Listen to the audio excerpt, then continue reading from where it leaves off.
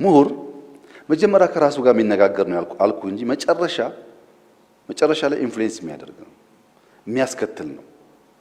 ብዙዎቹ የምሁራን ሚና የዩኒቨርሲቲ ሚና ብለዋል። እኔ ቅድም ሃምብል ለመሆን ዩኒቨርሲቲዎችን ብዙ ላለመናገር ነው የተቆጠብኩት። አሁን ካንተ ጋር ሰው ትንሽ ገባ ብዬ ልናገር። ጅማ ላይ ኮሪደር ሰራን፣ ሮቤ ላይ ኮሪደር ሰራን። በጅማና በሮቤ ኮሪደር ስራዎቻችን አስቸጋሪው ኤሪያ ዩኒቨርሲቲ ነው። አስቸጋሪው እንኳን ማህበረሰብ ሊቀይር ለመቀየር የማይችል ማለት ነው። አዲስ አበባ ዩኒቨርሲቲ ይህን አካባቢ የዩኒቨርሲቲዎች ሲቲ እናርገው ብሎ መንግስት አቅዶ ማገዝና ቻምፒየን ማድረግ ሲገባው ይሄን ሁሉ ሰፈር እያፈራረስን ስንሰራ ጫት ቤት ስናባረር፣ ሺሻ ቤት ስናባረር፣ አረቄ ቤት ስናባረር፣ ይሄ ዩኒቨርሲቲ ግን እዛ መንገድ ዳር ይሄን የሚያክል ግቢ ያለው አጥሩ ጋር ፉክክር ያለው ይመስል ድንጋይ ይጠፈጥፋል።